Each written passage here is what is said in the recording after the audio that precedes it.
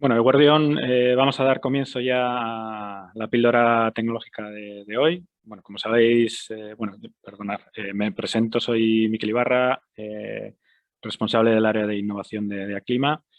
Hoy organizamos la octava píldora tecnológica de la segunda ronda de webinars de píldoras tecnológicas que estamos organizando desde Aclima con la intención de facilitar la transferencia de conocimiento desde la Red Vasca de Ciencia y Tecnología hacia las empresas del sector ambiental. Como sabéis, en una primera ronda de sesiones organizamos píldoras tecnológicas con los centros tecnológicos.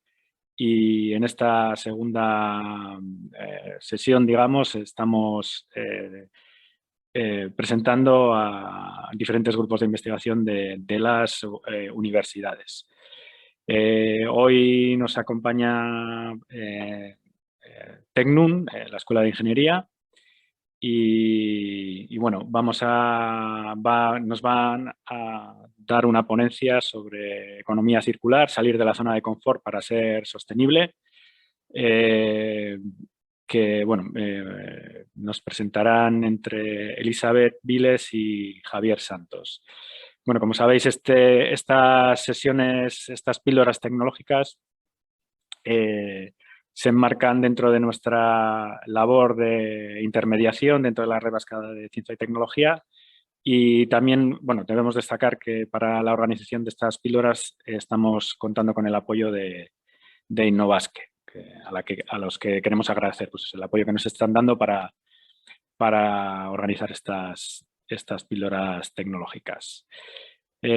Como bueno, sabéis, la sesión va a ser grabada, así que podréis encontrar después un vídeo con las ponencias en el canal de YouTube de Aclima.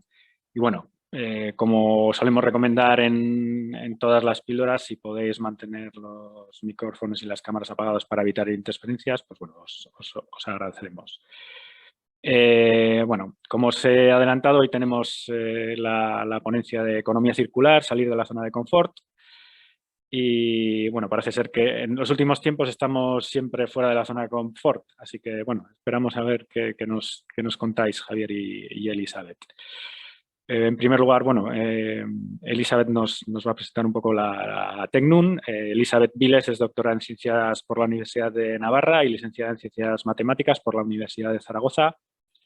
Es catedrática en el área de Economía en Organización de Empresas desde 2019 y actualmente es la directora del Departamento de Organización Industrial desde enero de 2020 es también subdirectora de DATAI, Instituto de Ciencia de Datos e Inteligencia Artificial de la Universidad de Navarra. Entonces, Elizabeth, si... Sí, perfecto. Me engancho, ponemos la presentación y empezamos. Vale, en primer lugar, hombre, me gustaría dar las gracias a Aclima por invitarnos a participar en estos seminarios, en estas píldoras. Y bueno, a continuación decir que la presentación que vamos a hacer, en realidad la vamos a hacer entre yo misma y Javier Santos, que se presentará después.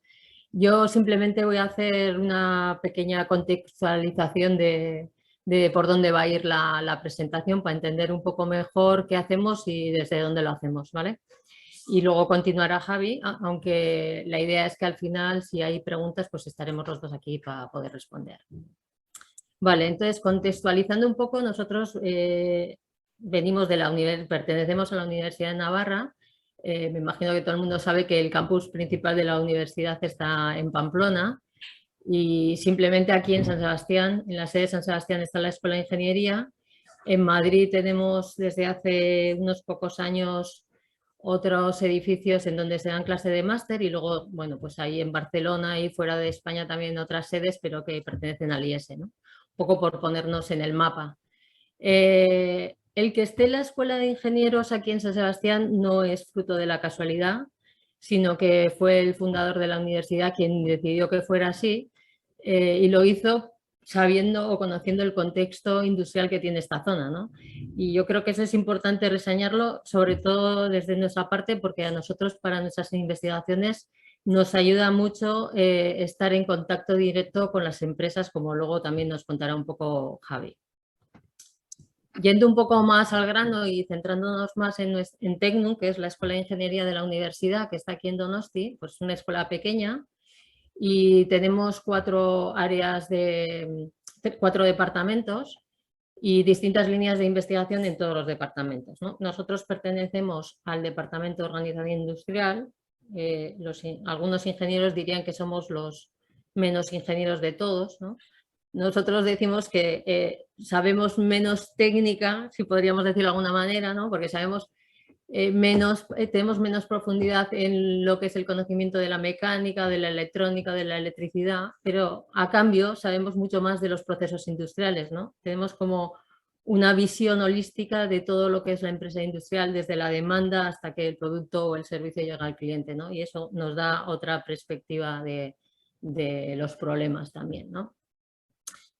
Ahora mismo somos 9 en el departamento, tenemos varias líneas de investigación. Nosotros, Javier y yo, pertenecemos a la línea de mejora sostenible y economía circular, y en concreto lo que os vamos a contar hoy, pues sobre todo somos Javier y yo los que más estamos trabajando en esta línea, ¿no?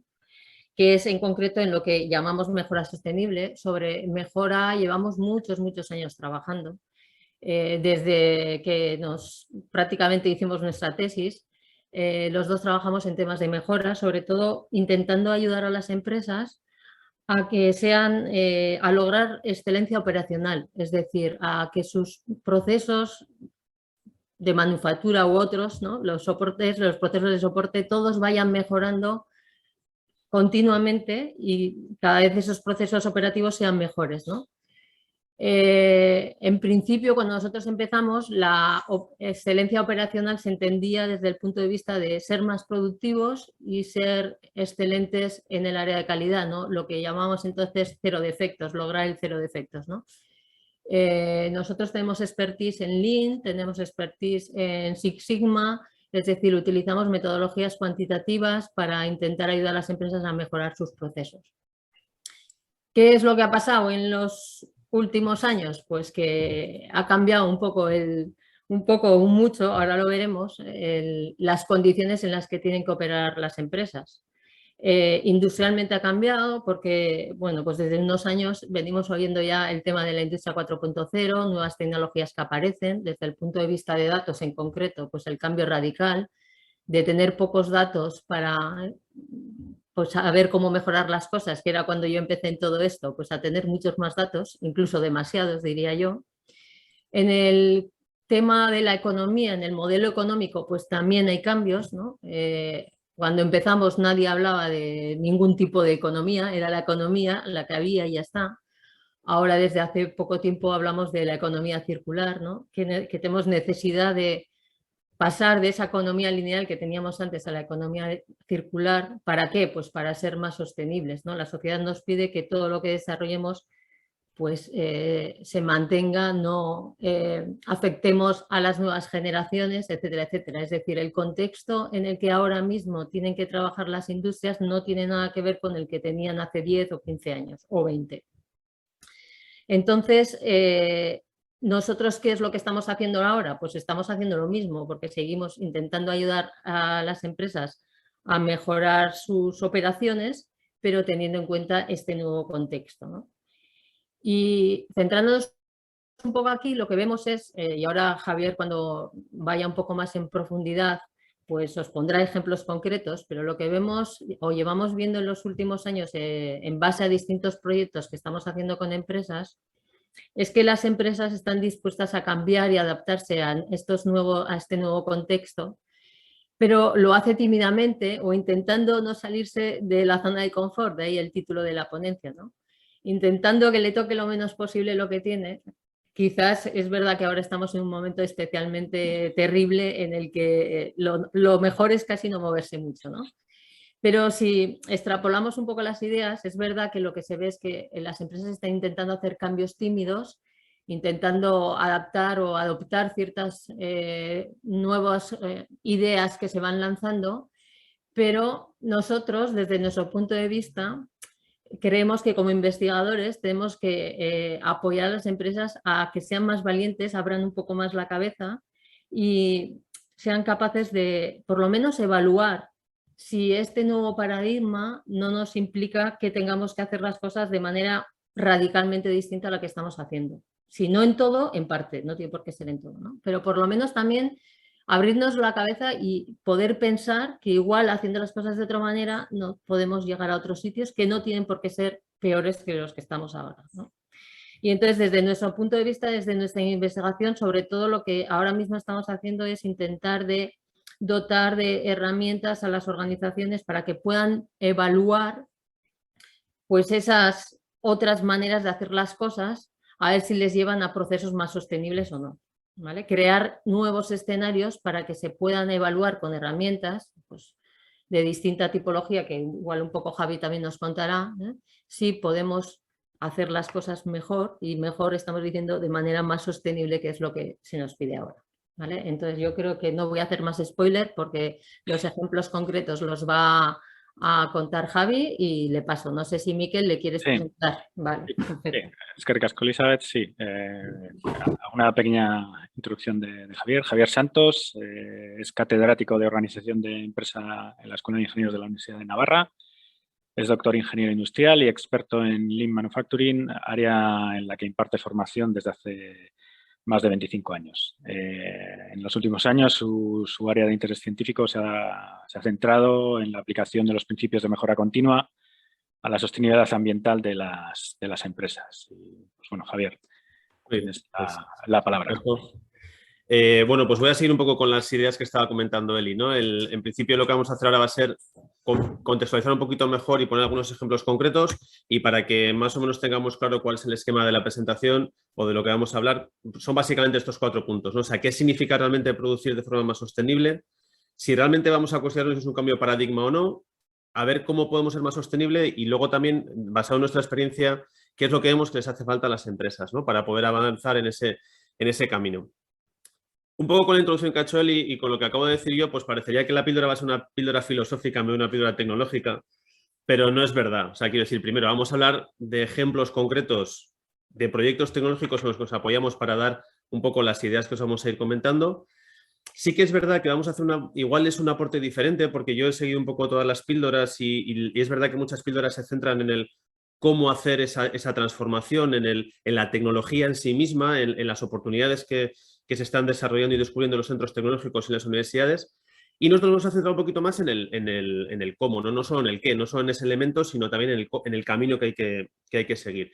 Y siguiendo un poco lo que comentaba Miquel al principio, nuestra idea es compartir y transferir el conocimiento que hemos ido adquiriendo. Incluso os comentaré al final la posibilidad de iniciar algún proyecto de transferencia de unos elementos y un know-how que tenemos, que hemos obtenido en estos últimos años. Los ejemplos en los que me voy a basar son ejemplos que ya han aparecido en las píldoras anteriores. El primer proyecto es el proyecto MECUBO. En la píldora del CEID, Tamara Fernández comentó un poquito los 2 proyectos de los que voy a hablar, pero desde una perspectiva un poquito diferente, o sea, que es complementario con aquello que se presentó. Es verdad que me quitó uno de los ejemplos paradigmáticos del proyecto MECUBO, pero bueno, tengo otros ejemplos que podemos usar y que creo que dejarán claro cuáles son nuestros objetivos.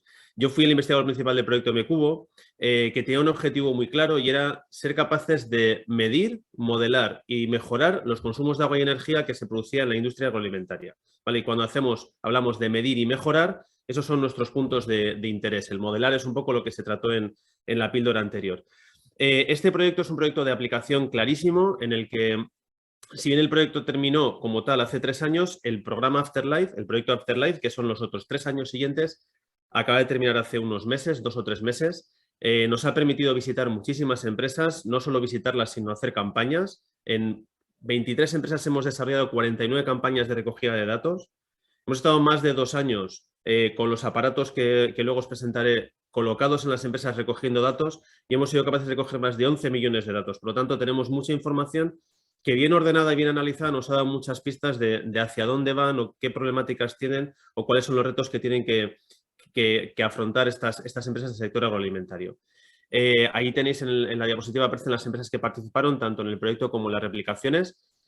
hasta la última parte, incluso en esta parte que os comentaba.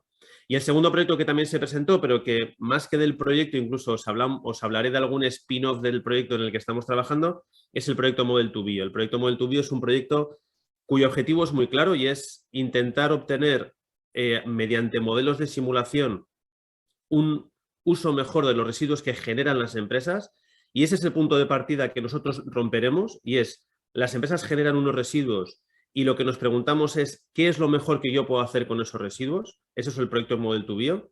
Pero algunos ejemplos que os voy a poner luego a continuación, lo que harán será decir, nos hará cuestionarnos si realmente esos son los residuos que tenemos que generar, y rompiendo un poquito esa zona de confort nos plantearemos si realmente no tienen que ser más los residuos que tenemos que generar o si realmente tienen que ser menos, ¿vale? Luego intentaré con algunos ejemplos ver si esto que acabo de decir es una salida ya veremos, lo veremos después. Lo primero que es importante es que nos centremos en qué entendemos nosotros por producción sostenible. Para nosotros la producción sostenible no es la tradicional representación de los 3 círculos de la sostenibilidad económica, ambiental y social, que tienen un punto en común en el que tenemos que ser sostenibles, ¿vale? Eso significaría que podemos hacer o desarrollar estrategias sociales sin tener en cuenta la parte económica, ambientales y la parte social. O sea que es como que existen campos en los que podemos funcionar con solo uno de estos tres ejes. Para nosotros la sostenibilidad es una sostenibilidad por capas, en la que la economía no se entiende sin la sociedad y la sociedad sin el medio ambiente, ¿no? Cualquier acción que hagamos tiene que estar implicados los tres ejes y, por lo tanto, ser sostenible implica ser sostenible en las 3 áreas simultáneamente, ¿vale? Es un primer punto de partida para que entendáis de dónde partimos en lo que es la producción sostenible. Claro, si ahora ya más como con la chapela de investigador científico universitario dices, bueno, ¿cuáles son los principios de producción sostenible? O sea, ¿esto en qué se basa? O sea, ¿quién ha dicho que alguien es sostenible o no desde el punto de vista de producción? Bueno, pues buscando en literatura científica en su día, encontramos una referencia del año 2001 en la que se especificaban 9 principios de producción sostenible, en la que mucha investigación posterior se ha basado para decir si algo era sostenible o no. Desde nuestro punto de vista está totalmente descontextualizado porque no contemplaban para nada ni los aspectos relacionados con la economía circular ni con la industria 4.0 y pues nos planteamos redefinirlos. Y entonces hace unos años empezamos a trabajar en esa redefinición, trabajamos con expertos internacionales para poder identificar si esos principios seguían vigentes, si había que cambiarlos, actualizarlos, y llegamos a 10 nuevos principios que publicamos un artículo hace unos meses y que de alguna manera van a ser nuestra base para la producción científica, ¿vale? Esos principios no los vamos a ver en detalle porque no es la idea de esta ponencia. De hecho, ahora nos hemos metido en otro fregado un poco distinto y es si realmente es la producción o la investigación y la innovación es un proceso más, igual hay 10 principios de innovación sostenible y estamos en un proyecto con los principales centros tecnológicos del País Vasco identificando los principios de innovación sostenible. Creo que es un melón que no merece la pena abrir ahora en estos momentos y centrarnos en la parte en la que estamos, que es la parte de la sostenibilidad. Bien, el segundo punto entonces, por lo tanto, del que íbamos a hablar, sabiendo ya lo que es la producción sostenible, es si realmente lo que estamos sufriendo es o no un cambio de paradigma, ¿vale? Entonces, la pregunta que nos hacemos es ¿qué pasaría si cambiara el paradigma sobre el que se ha sustentado la mejora de las empresas en los últimos 100 años? O sea, sería una auténtica revolución, ¿no? O sea, ¿o es solo una pequeña adaptación de lo que se estaba haciendo? Bueno, pues vamos a intentar descifrar si realmente es un cambio de paradigma o no, haciendo un brevísimo repaso por lo que ha comentado un poquito Eli al principio del contexto que había hasta los años 90, ¿no? En los años 90 comentaba Eli que los procesos eran lineales, se buscaba automatizar, reducir la variabilidad y el desperdicio. Como las empresas no sabían cómo hacerlo, pues empezaron a surgir ciertos movimientos como las revoluciones industriales en las que podíamos ir añadiendo tecnología y el barco ese que tenemos ahí, que es el barco de la empresa que intenta sobrevivir, pues hacía lo que podía, un proceso lineal, tomaba, hacía y desechaba, iba implementando tecnología, iba implementando softwares, iba implementando robots, iba implementando distintos elementos y llegó a la industria 3.0 y entonces ahí estaba pues más o menos cómodo, ¿no? Como soporte a este tipo de iniciativas aparecían metodologías y marcos de trabajo como Lean Manufacturing, que permitía pues, reducir el despilfarro. Aparecía también, como comentaba Eli en la introducción, herramientas para reducir la variabilidad, como puede ser todo lo relacionado con el 6 Sigma. Y con estas herramientas y combinándolas, pues bueno, éramos felices y hacíamos esa mejora tradicional de los procesos.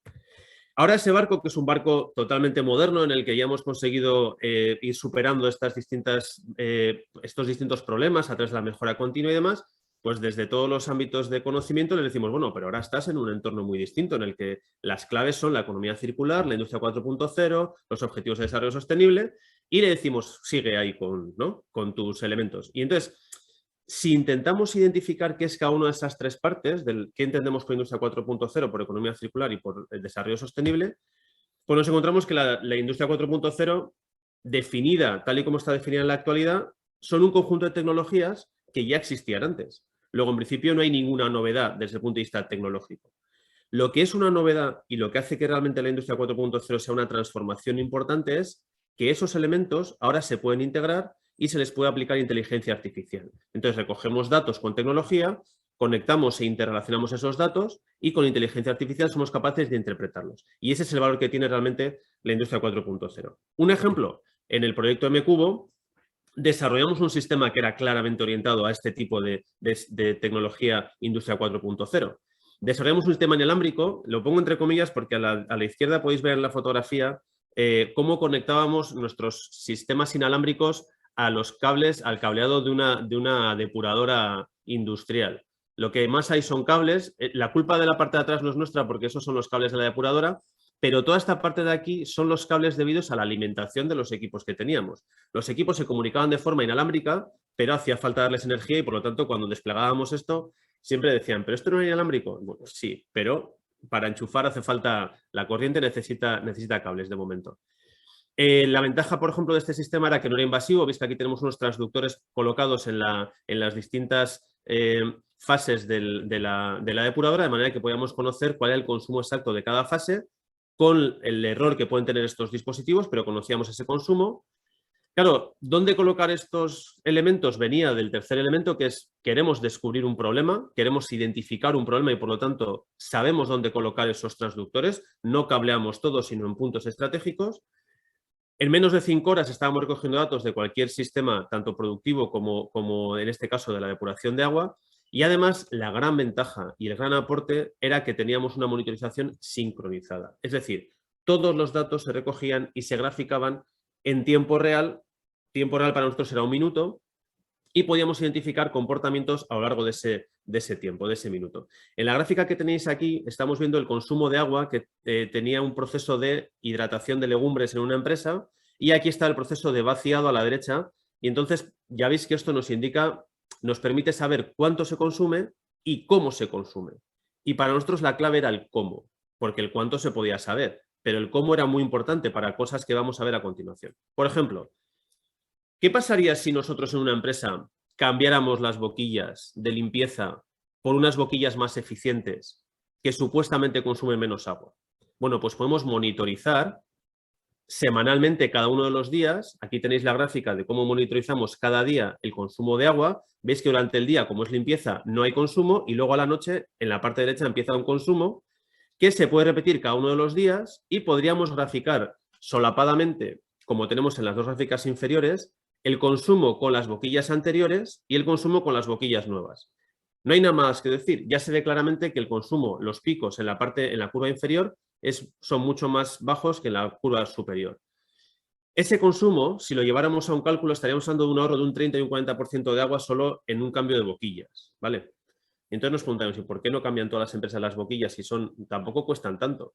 Bueno, no es solo un cambio de boquillas, es un cambio de actitud, porque hemos descubierto en muchas empresas, y si hay alguna empresa industrial lo sabréis, que cuando cambiamos las boquillas por unas boquillas más eficientes, aunque limpian igual sale menos agua. Y para que salga el mismo agua, pues algunas personas que se dedican a la limpieza, pues con un destornillador pueden ampliar un poquito el orificio y sale más agua por la misma boquilla y por lo tanto, aunque la boquilla sea eficiente, el consumo sigue siendo alto, ¿no? Entonces, monitorizar de manera permanente estos sistemas nos permitirían identificar ese tipo de despilfarros y de elementos, ¿no? Decía que nosotros buscamos no solo la monitorización, que sería el ejemplo anterior, sino la monitorización sincronizada. ¿Qué significa sincronizada? ¿Y qué podemos identificar con este tipo de mejoras? Bueno, aquí tenéis otro ejemplo de un sistema CIP que supuestamente es un sistema en el que no podemos intervenir porque es un sistema cerrado de limpieza de grandes instalaciones, en el que podíamos desdoblar, este es el armario en esta foto, ya sé que no se ven muy bien las fotos porque estaréis en pantalla pequeña igual, pero más o menos podéis hacer una idea. En este armario estamos diversificando el control de la salinidad o de lo que es la conductividad del equipo y metiendo ese valor en nuestro sistema. De manera que podemos identificar la conductividad, podemos con el conductímetro, que lo usa la empresa para decidir abrir y cerrar algunas válvulas, nosotros lo usamos para graficarlo con el consumo de agua. El consumo de agua es la curva inferior y la conductividad, que nos da más o menos una idea de la suciedad del agua, está en la parte superior, ¿vale? Entonces, gracias a esta monitorización, que en este caso la gráfica es por segundos en vez de por minutos, llegamos a identificar que la empresa podía ahorrarse agua. En realidad la empresa no quería ahorrarse agua, quería ahorrarse sosa, ¿de acuerdo? Al echar sosa, la sosa tiene un nivel muy alto de conductividad y intentaba recuperar más sosa en esta fase 5, que es la fase en la que está recuperándose esa sosa en el tanque. Lo que descubrimos es que podríamos ahorrar agua en el aclarado final de la instalación, entre un 50 y un 100% de todo el agua del circuito en una ronda, solo por tener monitorizado claramente y combinado ya no solo el tema de las osas, sino el abrir y cerrar los caudales de agua, ¿no? Entonces, bueno, pues la monitorización sincronizada nos permite, Industria 4.0, trabajar en esa parte de reducir los consumos de agua. Y podríamos estar así aplicando principios de Industria 4.0 y esa supuesta reducción de consumos, pero aparece en esto la economía circular. Y entonces la economía circular para nosotros es un cambio de paradigma real, ¿vale? En la que es una forma en la que la sociedad se relaciona con la naturaleza para que no se agoten los recursos naturales, ¿vale? Eso significa que podríamos pensar en que la economía circular nos lleva a hacer las tres cosas que hemos hecho siempre, que son reducir, reutilizar y reciclar. Y si hacemos esas tres cosas de reducir, reutilizar y reciclar, pues oiremos más de una vez, como hemos oído nosotros, de esto ya lo hacía mi abuela. O sea, pues sí. Si solo hacemos estas tres cosas de consumir menos, reusar parte de lo que consumimos e intentar reciclar, llevamos pues unos 30 o 40 años haciendo esto en las empresas. Para nosotros es un cambio de paradigma real y os voy a poner con algunos ejemplos. Primer ejemplo, tradicional, ¿vale? Esta gráfica yo creo que la voy a explicar ahora un poquito más en detalle y luego se entenderán mejor los ejemplos. Aquí tenemos un dibujo en la parte izquierda de lo que es un proceso industrial en el que metemos materias primas y recursos, ¿vale? Izquierda a derecha. De ese proceso salen productos, salen residuos y salen recursos. Si metemos agua, sale agua sucia. Si metemos una alcachofa, pues salen los trozos de alcachofas y aquí salen los restos de alcachofa. Este proceso es un proceso tradicional que tiene sus medidas operacionales de calidad, de productividad, de eficiencia. Y lo que hemos hecho tradicionalmente es mirar al proceso. El proceso genera productos y genera residuos y hemos estado buscando la manera de reducir estos residuos a través del uso de tecnología, de todo lo que hemos visto en el ejemplo anterior y aplicando las herramientas que hemos visto que son las tradicionales, ¿vale? Esta es la aproximación tradicional. También se hace una aproximación un poco diferente y es ese mismo residuo, en vez de desecharlo, podemos buscarle una nueva revalorización. Si valorizamos el residuo, estamos mejorando porque le damos un valor a lo que antes era residuo. Al final el residuo que tenemos final es un poquito el mismo que teníamos antes, pero ahora tenemos un valor a este subproducto. En este entorno, que es el entorno en el que trabaja, por ejemplo, el proyecto Model to Bio, aquí no hay ninguna mejora o ninguna aportación nueva de la economía circular. Esto es lo que hemos hecho siempre. Lo que sí ocurre es que podría ocurrir que ese subproducto tuviera un valor de mercado incluso similar al producto, como está pasando en algunos procesos industriales, en los que ya somos capaces de separar algunos componentes de los residuos que tienen valor e incluso en algunos casos más valor que el propio producto.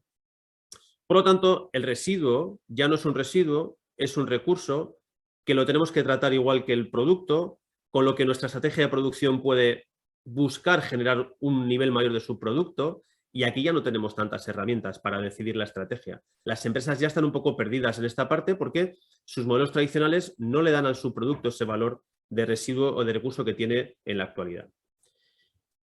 En la economía circular hay 9 Rs. ¿Vale? La forma de llevar la economía circular a la práctica se puede llevar a través de estas 9 Rs y me voy a centrar un poquito en la parte final, en la de repensar, para que veáis lo que realmente significa este cambio de paradigma.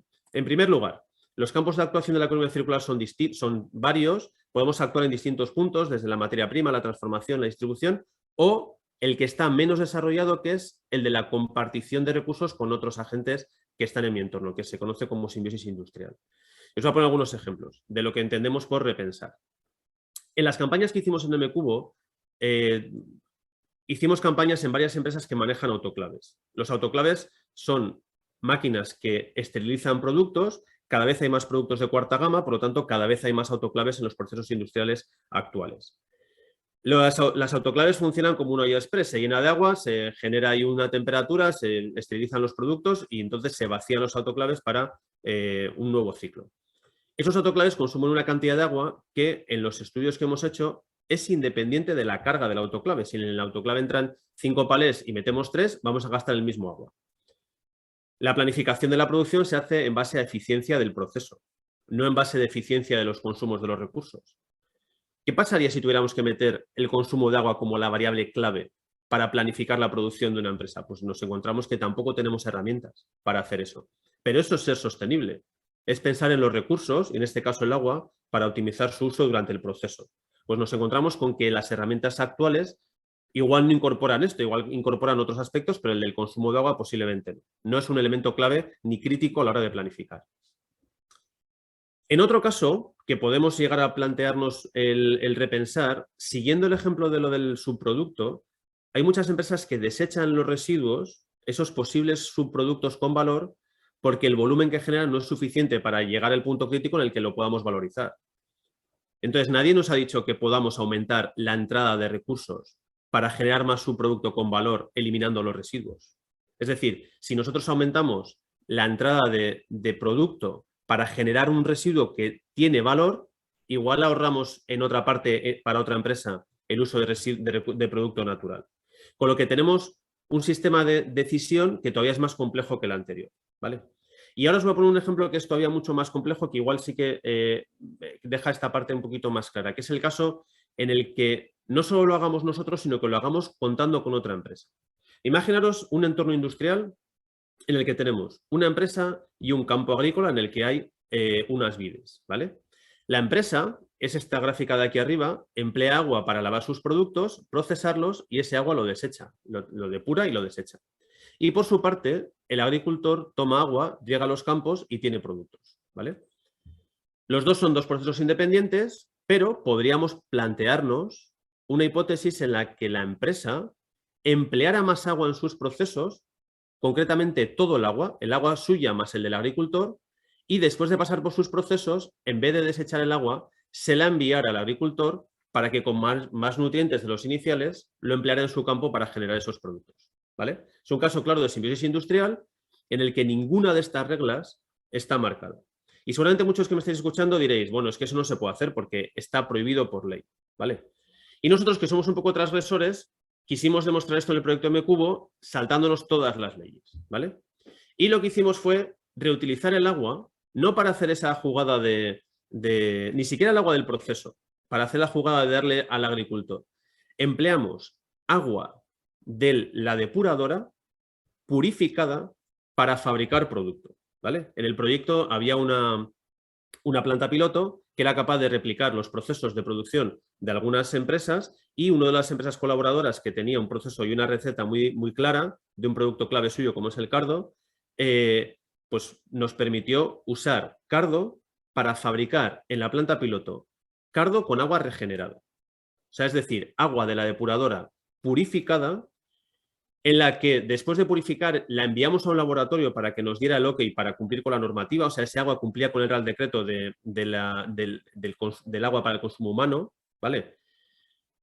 Y cocinamos el cardo. Y no solo lo cocinamos, sino que además nosotros no, ¿vale? Un grupo de expertos lo probó. O sea, hicimos una cata del cardo como si fuera un producto, la típica cata que se hace en la empresa para poder ver si el producto es apto para el consumo, o si sabe bien, o si la receta que han cambiado es buena o no, ¿vale? Aquí tenéis la foto de la planta piloto donde se cocinó. Esta es la parte del experimento en el que se hizo. Podéis ver que el producto de la izquierda es con agua regenerada, el de la derecha es con agua tradicional, un producto tradicional. Y si no llega a ser por el olor, los expertos no hubieran podido distinguir uno de otro, ¿vale? Es decir, no se trata de usar el agua regenerada para cocinar, pero no entendemos por qué está prohibido usar agua regenerada para aclarar los productos, para hacer el enjuague inicial de las instalaciones, para usarlo en usos en los que ahora está prohibido en el sector agroalimentario por ley, y sin embargo, podría cumplir perfectamente todas las regulaciones actuales para poder ser usada para ese consumo. Entonces, a partir de aquí descubrimos que para poder seguir avanzando en esto y salir de nuestra zona de confort, tenemos que romper principalmente 3 barreras, en este caso igual relacionadas con el agua, pero que se pueden extender a otros ejemplos. Lo primero es el uso del agua regenerada. Mira un poco es la opción más efectiva para reducir el consumo de agua nueva. Es decir, en un proceso industrial no importa cuánta agua use, lo que importa es cuánta agua nueva uso. Si yo recirculo el agua 100 veces, da igual cuánta agua haya cogido, la cogeré la primera vez, pero me ahorraré 100 veces agua nueva. Por lo tanto, en mi proceso puedo usar mucho agua, más de la que uso ahora, pero si realmente soy capaz de no usar agua nueva, ¿de acuerdo? ¿Qué pasa? Pues que cuando hacemos números, la reutilización de agua no es viable. Hay que comprar unos equipos. Ahora ya sí que estamos hablando en serio de recircular agua dentro del proceso, que eso sí está permitido por ley, ¿vale? Yo puedo reutilizar agua dentro de mi proceso, pero tengo que invertir en unos equipos que de alguna manera me limpien ese agua para volverla a utilizar. Esa inversión no sale numéricamente, no es viable porque el agua cuesta muy poco. Tampoco se trata de subir el precio del agua, pero como el agua es muy barata, no me salen los números. Pero, sin embargo, a las empresas sí que les salen los números de mantener ese sistema funcionando. Luego, la barrera que tenemos que romper es ayudémosles a las empresas a comprar esos equipamientos porque luego ellas se encargarán de gestionarlo. O sea, es decir, las entidades públicas deberían financiar la inversión de estos equipos dejando a la empresa el coste del mantenimiento. Romperíamos esa barrera del uso de agua regenerada, en este caso recirculada, dentro del proceso industrial. El segundo y la barrera más importante que nos encontramos es la legislativa. La legislación es muy restrictiva con respecto a la utilización del agua. Muy restrictiva. Las empresas lo quieren hacer, pero no pueden. Luego piden aumentar su canon, pero no les dejan porque no usan las mejores técnicas. Pero las mejores técnicas, o sea, es una pescadilla que está ahí que la única forma de romperlo sería, como en otros países ya existe, poder romper esa ley o ajustar esa ley. Pero nos encontraríamos con un segundo problema y es que si quiero cumplir con esa ley y quiero usar agua regenerada, tengo que hacer unas analíticas que aseguren que ese agua se puede usar. Y las analíticas son tan caras que no me compensa comparado con el coste del agua nueva. Y sin embargo volveríamos al entorno Industria 4.0, existen dispositivos que me dan ciertos resultados de la calidad del agua en tiempo real, pero no son admitidos como prueba de analítica. Por lo tanto, tenemos otra cosa que romper ahí y es, ¿me dejas usar los equipos que ya existen?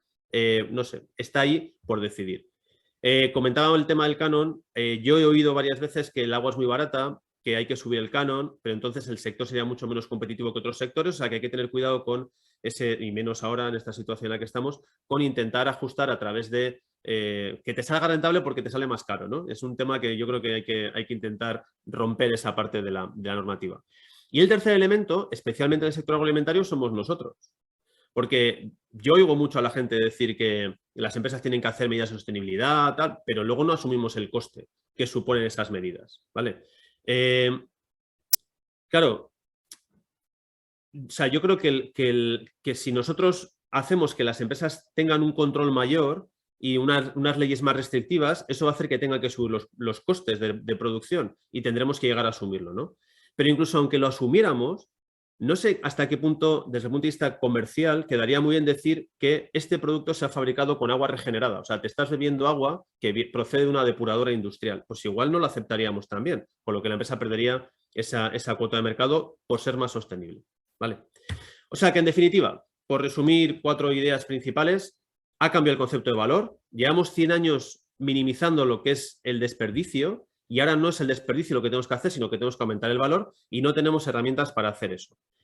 Si pensamos en lo que tenemos que hacer es intentar centrarnos en el consumo neto de recursos, no tanto en el consumo de recursos, sino en el neto, es decir, el de consumo de recurso nuevo, ¿vale? Y mirarlo de forma holística, no solo mirar a mi proceso, sino a los procesos que están alrededor de otras empresas. No sabemos cómo definir la estrategia, no sabemos cómo medir el desempeño si lo hacemos bien o mal y no sabemos cómo identificar mejoras. Solo 3 ideas generales con respecto a esto y fijaros que hemos estado hablando solo de una de las R's, aparte de las otras 3 de la abuela, están las otras que están ahí de restaurar, recuperar, rediseñar, reparar, remanufacturar, que abren campos inmensos que en el sector agroalimentario no son muy aplicables, pero que en otros sectores sí. Para definir la estrategia, si habéis más o menos identificado esas ideas, esos ejemplos que os ponía, una Excel ya no me resuelve cuál es la mejor estrategia del uso de recursos, de productos por máquina, porque ahora son las variables tan interrelacionadas entre sí que necesitaremos modelos matemáticos para poder dar respuesta a la mejor estrategia. Oportunidad para desarrollar modelos matemáticos aplicados a definir la mejor estrategia. Haremos simulaciones, haremos gemelos digitales, todo está incluido en herramientas de Industria 4.0 y las podremos aplicar a la sostenibilidad, a esos procesos industriales para hacerlos más sostenibles. Tampoco sabemos cómo medir. Los valores, los que tenemos ahora, los indicadores que tenemos ahora, están centrados en la reducción de despilfarro. Necesitamos KPIs centrados en el concepto de valor. Hay que redefinir nuevos indicadores. Algo estamos intentando hacer nosotros, pero a nivel de tesis doctoral. O sea, es que hay muchísimo trabajo por hacer y es un recorrido bastante largo. Y para mejorar, identificar mejoras, tenemos la IoT. Podemos sensorizar procesos porque tenemos las herramientas. Y una vez que tenemos los datos, tendremos que redefinir herramientas tradicionales. Por ejemplo, os voy a poner un ejemplo. Nosotros estamos redefiniendo ahora una herramienta que es súper conocida en el ámbito industrial, que es el Value Stream Mapping, pero en el Value Stream Mapping no se incluye para nada el uso de la circularidad de los recursos. Pues tenemos que ser capaces de incluir estos elementos de circularidad dentro del análisis de las posibles mejoras. Si os acordáis, en el barquito este que he puesto antes del barco moderno falta un elemento que es el de los ODS, que es la última diapositiva que os voy a enseñar, en la que no hemos hablado de los ODS simplemente porque si salimos de nuestra zona de confort, los objetivos de desarrollo sostenible se van a poder alcanzar de forma mucho más importante que la que se está haciendo actualmente, que sin ser mucha crítica, pero la sensación que tenemos a veces es que hacemos como lo de la abuela, ¿no? Decimos, a ver, si esto ya lo estoy haciendo yo y entonces pongo las cajitas del ODS en las tareas que estamos haciendo tradicional sin pensarnos si lo podemos hacer de otra manera. Y entonces, si realmente hacemos y nos salimos de nuestra zona de confort, pensamos que tendremos un impacto real en los ODS y por lo tanto el desarrollo sostenible será alcanzable, no sé si en el 2030, pero en un plazo más o menos razonable. Esperamos no haberos roto mucho los esquemas o que habéis sido capaces de seguirnos en la presentación que hemos hecho. Igual hay mucha información. Lo bueno que tiene es que podéis ver el vídeo que van a subir a la web posiblemente a 0.5. Este no es un vídeo como los que hay que poner a 2x, sino a 0.5x. Y podremos revisar un poco los ejemplos si queréis y trabajar. Ahora estamos abiertos a las dudas que tengáis. Abro un poco el plano para que entre también Eli en el plano y podamos responder a vuestras preguntas. Muchas gracias. Gracias, Javier. Efectivamente ha sido bastante información condensada, con muchos temas de interés. Esto, bueno, la última parte que has comentado sobre el modelo de financiación y la normativa es bastante interesante y, bueno, para ir, igual tendríamos que quedar más adelante para analizar esto, ¿no? Para ir avanzando en cómo avanzar en ese modelo. Bueno, y tenéis disponible el chat o el apartado de preguntas para plantear algunas dudas, cuestiones que queráis.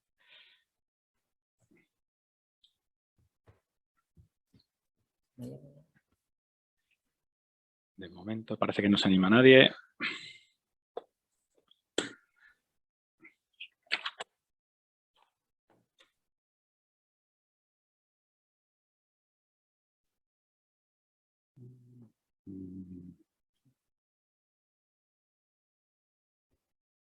Están volviendo a su zona de confort. Sí, bueno.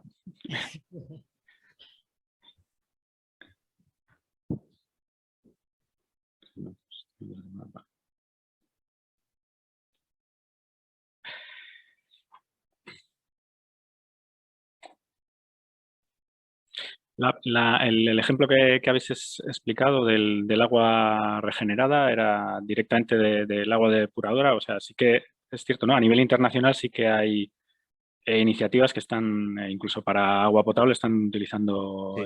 Agua regenerada. El ejemplo es del agua de la depuradora de la empresa, de la propia empresa. De la propia empresa, vale. 20 y tantos litros, 500 litros que cogimos, se purificó en el CEIP y se llevó a analizar para poder demostrar que cumplía con la normativa. Lo que pasa es que el análisis es carísimo, por lo tanto, si cada vez que la empresa tiene que usar agua regenerada tiene que hacer un análisis de esos, se le va el dinero solo en analítica.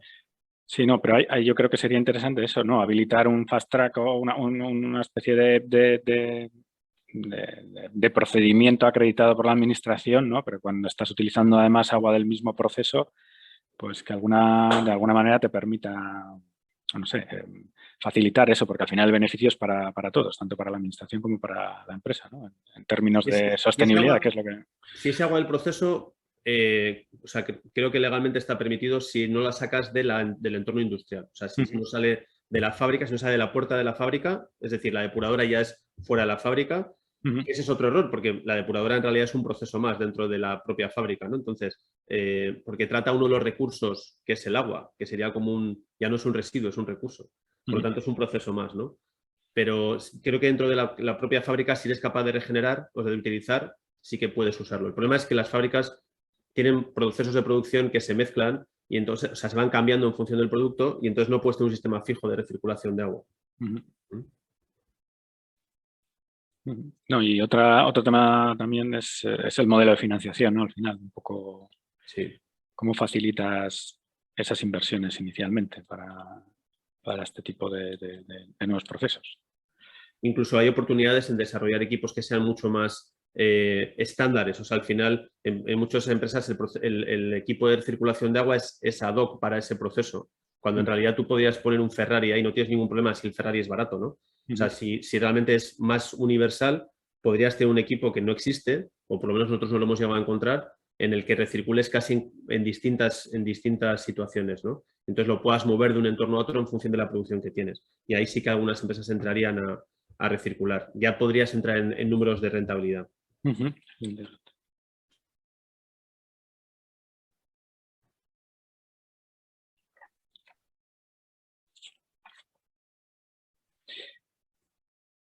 Bueno, pues parece que ahora tenemos... No, pensaba que era una pregunta, pero aquí los compañeros han puesto para que respondan la encuesta de la píldora de hoy. Pues no sé, si os parece, pues Sí, damos por finalizada la píldora. Bueno, como habéis comentado, vamos a disponer de la jornada en el canal de YouTube. No sé a qué velocidad la tendrán que poner, pero vamos. Oye, agradeceros Elizabeth y Javier de nuevo que nos hayáis acompañado hoy y por habernos dado esta visión diferente, ¿no? de la sostenibilidad desde el punto de vista de los procesos y nada, yo creo que bueno, pues, ya contactaremos para ir avanzando en alguna propuesta adicional que encaje con los temas que habéis comentado. Y bueno, a los espectadores, pues agradeceros que hayáis atendido, esperamos que haya sido interesante y eso, dispondréis de la píldora en el canal de YouTube de Aclima. Eskerrik asko, también. Venga, agur.